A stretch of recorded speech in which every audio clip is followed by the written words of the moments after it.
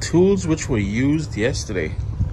People are always asking me about what happens to the garden in the winter, and you can see the basil is dying back. The rosemary is still good, so I can harvest some of that. I can dry it. The thyme I can harvest and dry. The thing is, because the thyme was planted in a pot, chances are frost is going to hit it. It's going to get frozen. It's going to thaw. It's going to get frozen. It's going to die. However, if it was in the garden, it would have come back next year. All of the furniture and everything is secured. 3 tarps on there because for some reason these tarps leak. We really had to tie it down because the wind in the wintertime here is very severe, and you can see tulip bulbs. I planted a whole bunch of tulip, so we have some bright color next year coming in. I removed the strawberry plants because no matter what I tried, they're still tart. Comes back every year, but unfortunately I ain't had time to waste with tart strawberries. The the garden here, this area, remember we had garlic and beans and stuff like that? Well, it's all gone. This is the reality of it. But I did plant a row. Well, my father and I, Zaire, my mom was here. We planted tulips, a row of tulips. So in the spring, we will have beautiful color in here. The grapevine is going to start losing its greenery soon. You can see it did cover nicely. So I'm hoping next year we finally get grapes from it. 2 different varieties of grapes. This one is a Concord, I think, and this one here is a red grape. I love red grapes. We moved the hydrangea to over here. This is a peach tree. I know space is limited, very limited back here, so there's going to be a lot of pruning going on. And speaking about pruning, the cherry tree, I'm waiting till the leaves fall off, and then I'm going to prune it back just a little bit, just to get some more air on the inside and stuff like that, just so the air flow, and then the cherries will ripe nicer, I guess, or sweeter, or whatever. Here is also a cluster I cluster planted a row. So there's a cluster there, a cluster here, a cluster here, a cluster there.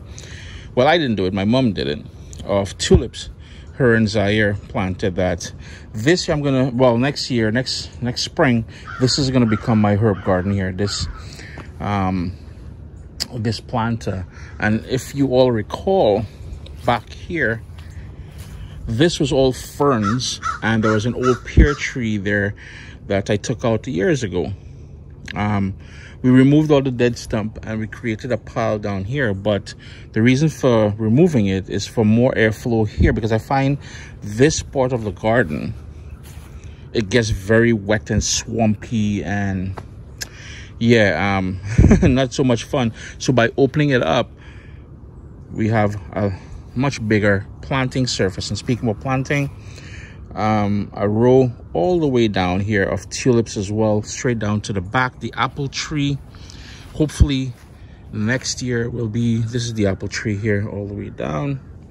And in the back of that is oregano, and behind, in the pile of all these scraps from the yard here, we chopped it up quite a bit. We're hoping it's going to break down and give us some material for organic material for putting around plants in the spring. But in the back there's also some I'll put the name here, I can't remember the name of it, horseradish. There's horseradish in the back there. I didn't get around to painting the chair this year, but hopefully hopefully it weathers nicely.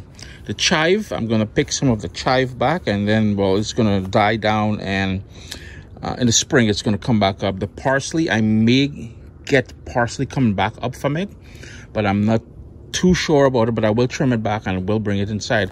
I'm hoping to get some crocus to plant in between here, so in the early spring, between the snow, you will see that beautiful flower. This is the other tubular sort of shaped apple tree that I have here, and the apple was really good, man. I'm not a fan of green apples, but the apples were really good from it this year. And it's only this is the second year and I got apples out of it. So this is what happens to the garden, all taken care of. And there you can see a better view of everything tarped down, man. The wind, and you know, I put skids, well, not me so much, my father did most of it, but oh yeah, Everybody always asking, what is this? That's a wood burning stove. So you would put the wood in there, fire it up, and then you would cook on the top here. And I've used it in some videos, but just thought I'd share a quick video. I've got a few more of these bulbs, so what I may end up doing is planting them in this planter here. All right.